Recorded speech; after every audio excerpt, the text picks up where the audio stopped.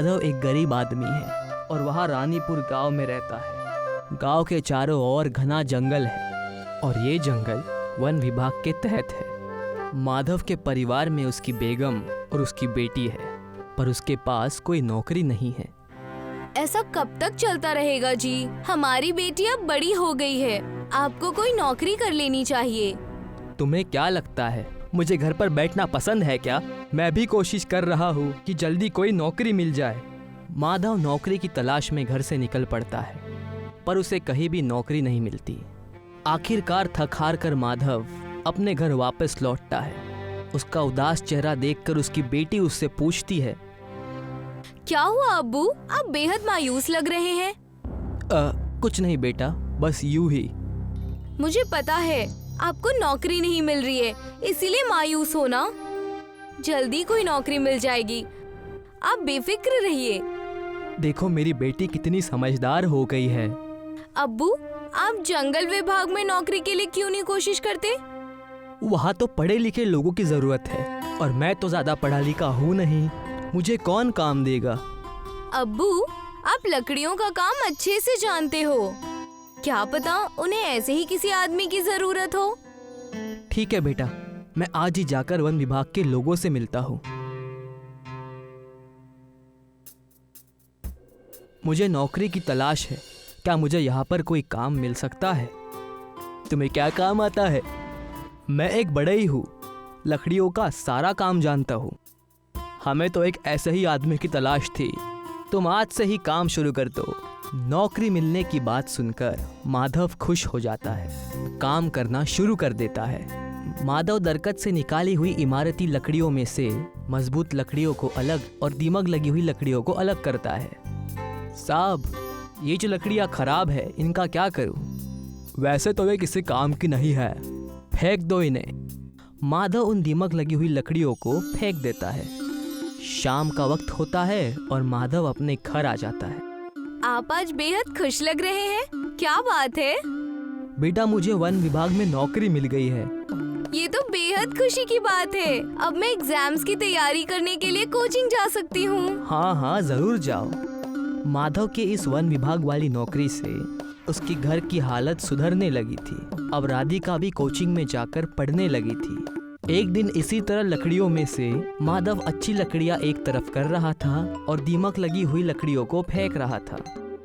तभी उसके जहन में एक ख्याल आता है, क्यों ना इन खराब लकड़ियों को घर ले जाऊं, कभी ना कभी तो काम आएंगे ही।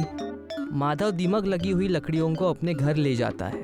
अगले दिन वो सुबह उठकर काम पर आता है और शाम को वापस घर लौटते वक्त फिर से उन खराब लकड़ियों को अपने घर ले जाता है। इसी दिन जब वो ऐसा करता था, तब एक लेडी ऑफिसर की नजर उस पर गिरती है। अच्छा, तो अब तुम चोरी भी करने लगे हो? नहीं मैडम, मैं चोरी नहीं कर रहा हूँ। ये लकड़ियाँ तो खराब है, इसीलिए इन्हें ले जा रहा हूँ। अगर खराब है तो क्या इनका अचार डालोगे? झूठ मत बोलो, तुम जैसे चोरों को ये नौकरी नहीं देनी चाहिए थी। कल से नौकरी पर मत आना। माधव मायूस होकर अपने घर आ जाता है। नौकरी छीन जाने से वो बहुत परेशान होता है। तभी उसकी नज़र अपनी लाई हुई लकड़ियों पर पड़ती है। क्यों ना इन लकड़ियों से एक रिक्शा बना लूं। माधव सारी सड़ी हुई लकड़ियों में से दीमक को हटाकर साफ करता है। वो दिन रात मेहनत करके उन लकड़ियों से एक रिक्शा तैयार कर लेता है और रिक्शा चलाने का काम शुरू कर देता है। जनाब, शहर छोड़ दोगे? हाँ हाँ, बैठ जाओ। माधव रिक्शा को हाथ से खींचकर ले जाता, जिससे सवारियों को कहीं भी पहुंचने में बहुत देर हो जाती। इसी देरी की वजह से अक्सर माधव की रिक्शा में बैठने से सवारियां मना कर देती थी। भाई साहब, शहर जाने में वक्त लगेगा? 4-5 घंटे लग जाएंगे। भाई साहब, मुझे शहर जाना है, विदेश नहीं। रहने दीजिए, मैं दूसरा रिक्शा देख लूंगी। माधव ने लकड़ियों की मदद से रिक्शा तो बना लिया था, पर उसे उस रिक्शे को हाथ से खींचना पड़ता था। अब्बू, मेरे एग्जाम्स आने वाले हैं, मुझे शहर जाने के लिए कुछ पैसों की जरूरत है। बेटा, मेरे पास तो पैसे नहीं हैं, पर मैं तुझे अपने रिक्शे में तेरे एग्जाम सेंटर तक छोड़ दूंगा। पर अब्बू, इसमें बहुत वक्त लग जाएगा, मैं एग्जाम्स के टाइम तक नहीं पहुंच पाऊंगी। ठीक है बेटा, मैं कुछ इंतजाम करता हूँ। माधव सोचने लगता है, कि किस तरह से राधिका को एग्ज़ाम देने के लिए शहर भेजा जाए। वो सोच ही रहा था कि तभी उसकी नज़र जंगल में दरख्त के नीचे पड़ी एक टूटी फूटी गाड़ी पर पड़ती है। माधव उस गाड़ी के पास जाता है। गाड़ी तो कबाड़ बन चुकी है, पर इसका इंजन मेरे काम आ सकता है। राघव उस गाड़ी से इंजन निकालता है और अपनी हाथ गाड़ी पर लगा देता है। चलो, अब हाथ से खींचने की तकलीफ तो दूर हो गई, पर इसका मॉडल बदलना होगा, तब मजा आएगा। राघव अपने पास बची हुई कुछ लकड़ियों से हाथ गाड़ी का मॉडल बदल देता है। वो उस पर छत लगा देता है और उसको एक रिक्शे में बदल देता है। राधिका अपने अब्बू के रिक्शे में बैठती है। माधव रिक्शा स्टार्ट करता है और राधिका को अपने एग्ज़ाम सेंटर पर छोड़ देता है। माधव के लकड़ी के रिक्शे पर इंजन लग जाने से अब उसका रिक्शा तेज़ दौड़ने लगता है, जिससे अब उसके पास बहुत सारी सवारियां आने लगती है। जनाब, शहर जाने में कितना वक्त लगेगा? बैठ जाइए, 1 घंटे में पहुंचा दूंगा। इसी तरह लोग दूसरे रिक्शे को छोड़कर माधव के रिक्शे में बैठने लगते हैं। ये देखकर एक रिक्शे वाला माधव से जलता है और पुलिस के पास उसकी झूठी कंप्लेंट करता है। साहब, इसने किसी की गाड़ी से इंजन चुराकर अपने रिक्शे पर लगाया है, ये चोर है। अच्छा, तो अब तुम लोग गाड़ियों के इंजन भी चुराने लगे हो? नहीं साहब, मैंने चोरी नहीं की, ये इंजन तो मुझे जंगल में पड़ा हुआ मिला। अच्छा, तो अब इंजन जंगल में भी मिलने लगे हैं। सीधी तरह गाड़ी का इंजन वापस करो, नहीं तो जेल में चक्के पीसनी पड़ेगी। पुलिस वाला माधव के रिक्शे से इंजन निकाल लेता है। राधिका के एग्जाम का रिजल्ट आ जाता है, जिसमें उसकी मेहनत रंग लाती है। राधिका को एक जॉब मिल गई है। अब राधिका नौकरी करने लगी है और देखते ही देखते 1 महीना बीत जाता है और उसे उसकी पहली तनख्वाह मिलती है। तनख्वाह वाले दिन राधिका देर से घर लौटती है। अब्बू, आंखें बंद कीजिए, आपके लिए एक सरप्राइज है। अच्छा, ये लो, कर ली आंखें बंद। बताओ क्या है? राधिका माधव के आगे एक इंजन रख देती है। अब आंखें खोल दीजिए। नया इंजन देखकर माधव बहुत खुश हो जाता है। अब्बू, ये स्पोर्ट्स कार का इंजन है, इसे लगाकर आपकी रिक्शा सभी गाड़ियों से तेज भागेगी। माधव स्पोर्ट्स कार के इंजन को अपने रिक्शे में फिट कर देता है और सवारी के लिए इंतजार करता है। भाई साहब, मुझे शहर जाना है, कितना वक्त लगेगा? बैठ जाइए, आधे घंटे में पहुंचा दूंगा। वहाँ पहुँचने में तो 2 घंटे लगते हैं। ये मेरा लकड़ी का रिक्शा जरूर है, पर ये स्पोर्ट्स कार की तरह तेज दौड़ता है। आप बैठ जाइए। वो मोहतरमा माधव के रिक्शे में बैठ जाती है और माधव उसको आधे घंटे के अंदर ही शहर पहुंचा देता है, जिससे खुश होकर वो मोहतरमा माधव को डबल किराया देती है। इसी तरह अब माधव लोगों को तेजी से गांव से शहर पहुंचाता है। जल्दी पहुंचने और वक्त बचाने के लिए सभी लोग अब माधव के रिक्शे का इस्तेमाल करते हैं। पूरे इलाके में लकड़ी के फरारी रिक्शा के नाम से फेमस हो जाता है। सुरेश एक खानदानी कुम्हार था। उसके वालिद भी मटके बनाया करते थे और अब भी उसके साथ उनका बेटा योगेश भी मटके ही बनाता था। देखो अब्बा, मेरा मटका कितने अलग डिजाइन का है। हाँ, अच्छा है, लेकिन बेटा की गर्दन इतनी पतली है कि इसमें से पानी निकालने के लिए इस मटके को टेढ़ा करना पड़ेगा। वो तो है, ऐसे मटके ज्यादातर ग्राहकों को पसंद नहीं आते, लेकिन तुमने बना ही दिया है तो अच्छा है। अब्बा, तो क्या सिर्फ वही मटके फरोख्त होते हैं जो आम होते हैं? ज्यादातर तो वही फरोख्त होते हैं, इसलिए हम हमेशा वही मटके बनाते हैं। लेकिन मुझे याद है, जब आखिरी मर्तबा मैंने ऐसा मटका बनाया था तो वो बेहद महंगी कीमत पर बिका था। अच्छा है, इस मटके के भी अच्छी कीमत मिलेगी, देख लेना अब्बा। हाँ। तभी रुक्मिणी उन दोनों के लिए चाय लेकर हाजिर हुई। योगेश बेटा, मुझे लगता है तुझे शहर जाकर कोई और काम करना चाहिए। इस काम में रखा ही क्या है, तेरे अब्बा जिंदगी भर यही करते रहे। देख हमारी हालत, पूरी जिंदगी मुफलिसी में ही काटनी पड़ी है। नहीं अम्मी, मुझे शहर वहर नहीं जाना, और तो और मुझे मिट्टी से चीजें बनाना बेहद पसंद है। मैं कहीं नहीं जा रहा। देख बेटा, मेरा काम है तुझे हिदायत देना। तू मेरी बात से मुताफिक हो या ना हो, वो तेरी मर्जी। अच्छा ये सब छोड़ो रुक्मिणी, तुमने कहा था कि तुम योगेश की शादी की बात करने वाली हो अपने भाई से, उसका क्या हुआ? भाईजान तो राजी हैं हमें अपनी बेटी देने के लिए। तो देर किस बात की, बात आगे बढ़ाओ। वैसे भी मैं चाहता हूँ कि जल्द से जल्द योगेश की शादी हो जाए। ठीक है, तो मैं इस इतवार को सगाई की रस्म रखवाती हूँ। वाह, ये हुई ना बात। अपनी शादी की बात सुनकर योगेश भी बेहद खुश था। इतवार के दिन सुरेश का घर फूलों से सजा हुआ था। घर में काफी मेहमान थे और फिर योगेश ने आभा को अंगूठी पहनाई और उन दोनों की सगाई हो गई। सभी लोग बेहद खुश थे। फिर क्या था, अब से रुक्मिणी योगेश से रोज शहर जाकर काम करने के लिए दबाव डालने लगी। सुन बेटा, अब तेरी शादी होने वाली है, तुझ पर जिम्मेदारी बढ़ने वाली है, तेरी कमाई भी बढ़नी चाहिए। अगर तू यही मटके बनाता रहा तो ऐसे ही गरीब रहेगा। मेरी बात सुन, शहर जाकर कोई अच्छा सा काम तलाश ले।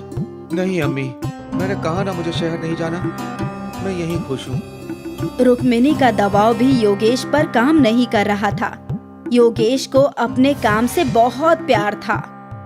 कुछ ही माह में योगेश और आभा की शादी हो गई और रुक्मिणी इस इंतजार में थी आभा के घर आते ही। बेटा, मैं तुम पर एक बहुत बड़ी जिम्मेदारी डाल रही हूँ। मेरा बेटा मेरी बात नहीं सुनता। उसके बेहतर मुस्तकबिल के लिए मैं चाहती हूँ कि वो शहर जाकर कोई मुलाजमत करे, लेकिन वो है कि वो यहीं रहना चाहता है। अब तुम ही उसे मना सकती हो। मैं कोशिश करूंगी अम्मी। फिर एक रोज योगेश तन्हा मटके बना रहा था। आभा उसके पास आई। अरे आओ आओ, ये देखो कितना बढ़िया मटका है। हाँ, बहुत अच्छा है। क्या बात है, तुम्हें कुछ कहना है? मैं सोच रही थी कि कब तक आप ऐसे मटके बनाएंगे। क्यों ना हम शहर जाकर कोई काम तलाशें? नहीं आभा, मुझे इल्म है कि ये सब मेरी अम्मी ने तुमसे कहा होगा, लेकिन मेरी बात अच्छे से समझ लो। मुझे मिट्टी के बर्तन बनाने का बहुत शौक है। मैं जिंदगी भर यही काम करना चाहता हूँ। मन मारकर अगर मैं शहर चला भी जाऊं तो भी मैं खुश नहीं रहूंगा। योगेश की बातें सुनकर आभा हैरान हो गई। उसके पास कहने के लिए कुछ था ही नहीं। शाम को रुक्मिणी ने आभा से पूछा, क्या योगेश शहर जाने के लिए राजी हुआ क्या? नहीं, और मुझे भी लगता है कि उन्हें यहीं रहना चाहिए। अब तुम ये क्या बोल रही हो?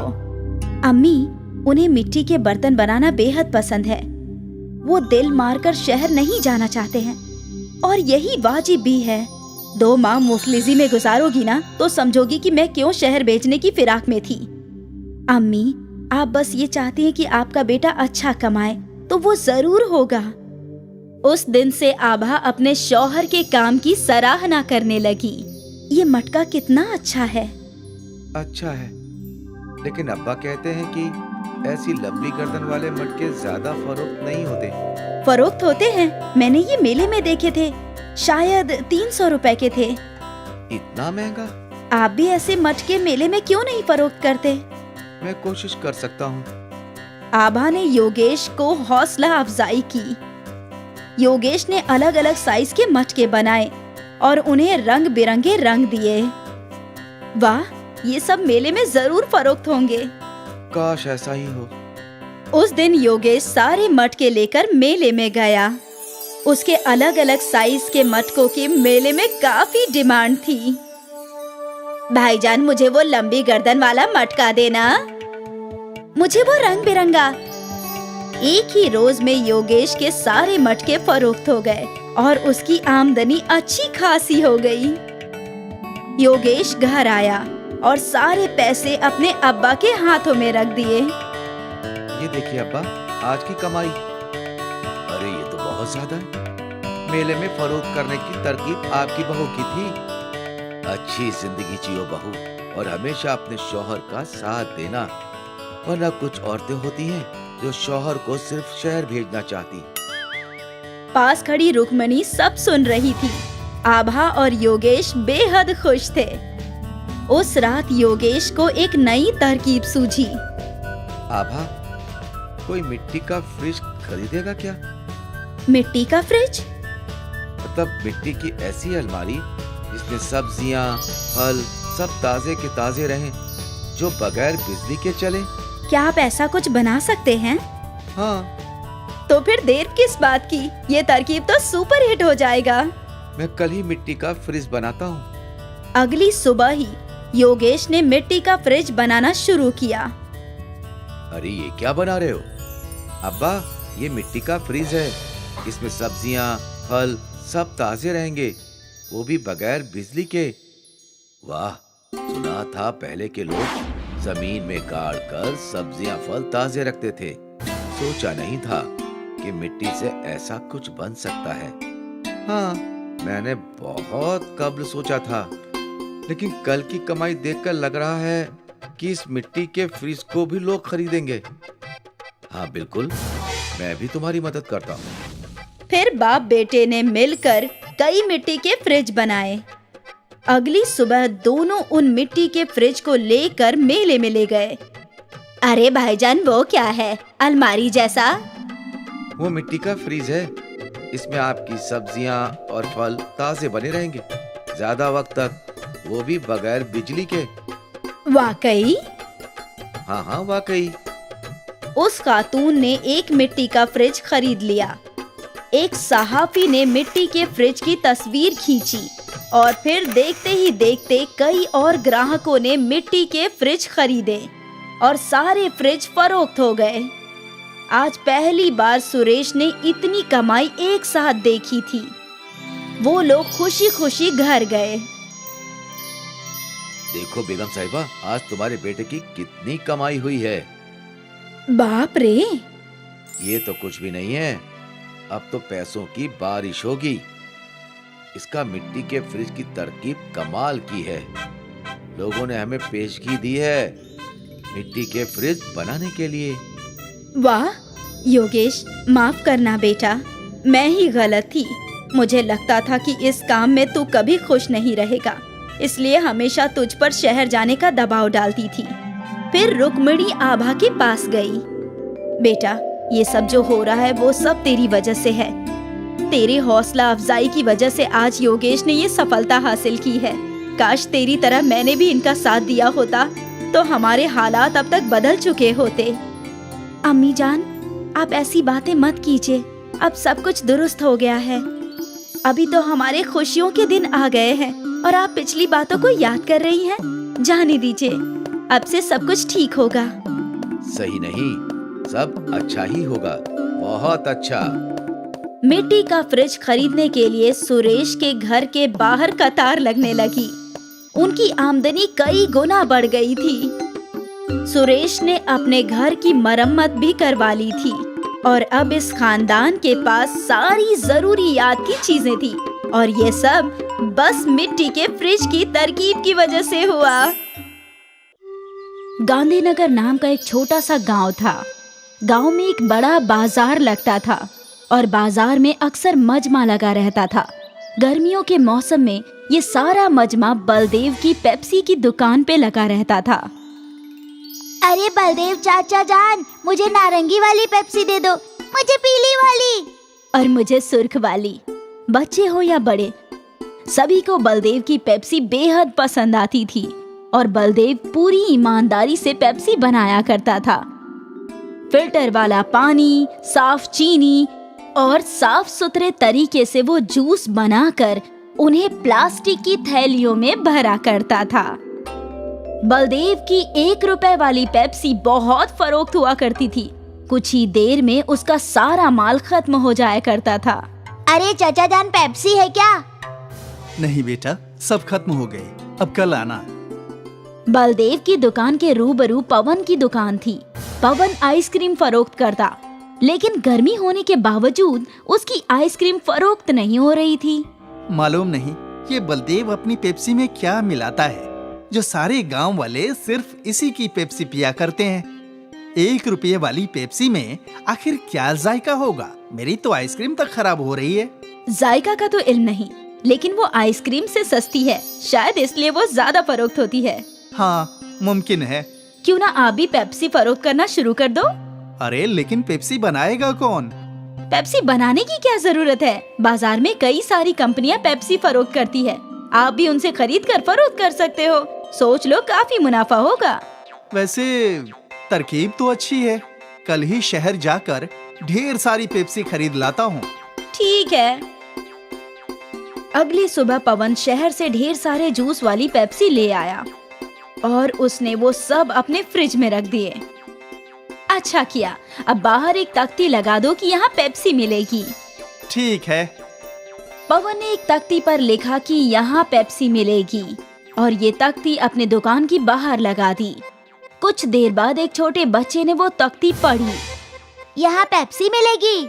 चाचा, कौन कौन से रंग की है? हर रंग की है। तुम्हें कौन सी चाहिए ये बताओ। मुझे तो एक पीली वाली और एक नारंगी वाली चाहिए। पवन ने उस बच्चे को 2 पेप्सी के पैकेट थमा दिए। वो बच्चा वहीं खड़े खड़े पेप्सी पीने लगा। ये तो बढ़िया है, मजा आ गया। ये लो, एक और पेप्सी मेरी तरफ से मुफ्त। जाकर अपने दोस्तों का भी इत्तला करना, मेरी दुकान में पेप्सी मिलती है। हाँ चाचा जान, जरूर इत्तला करूँगा। और पवन की ये तरकीब काम कर गई। वो बच्चा दौड़ते हुए गांव में गया और कुछ देर बाद अपने कुछ दोस्तों के साथ लौटा। यही वो दुकान है। मुझे भी 2 नारंगी वाली चाहिए और मुझे 3 सुर्ख वाली।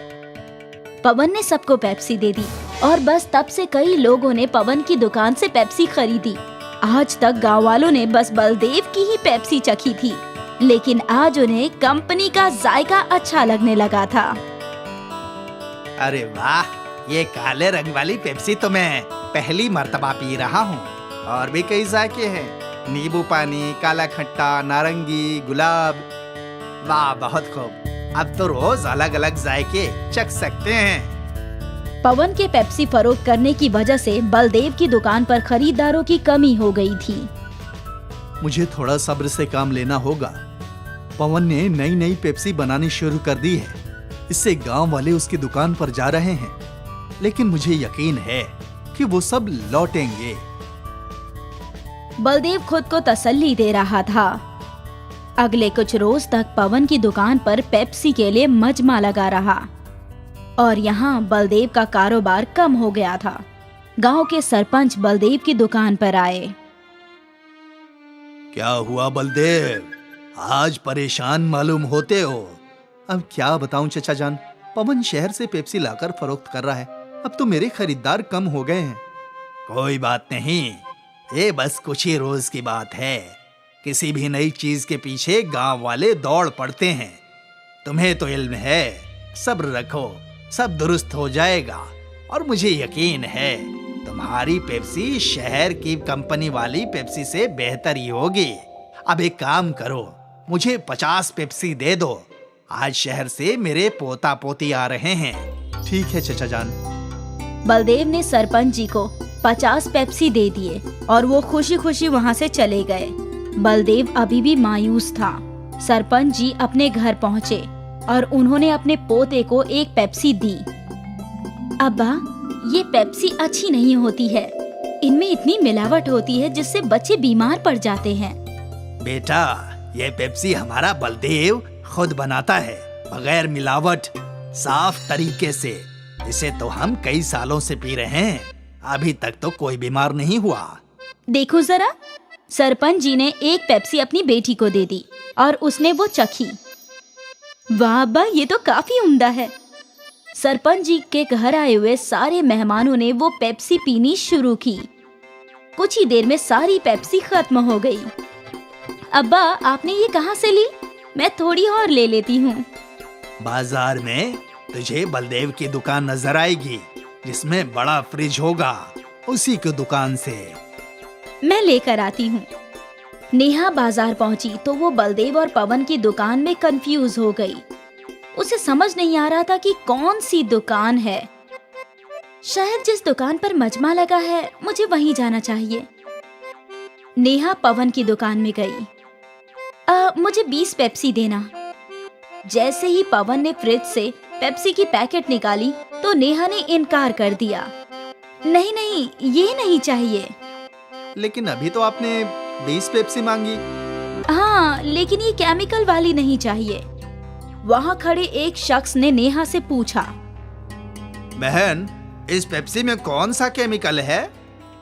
ये पेप्सी शहर के कारखानों में बनती है।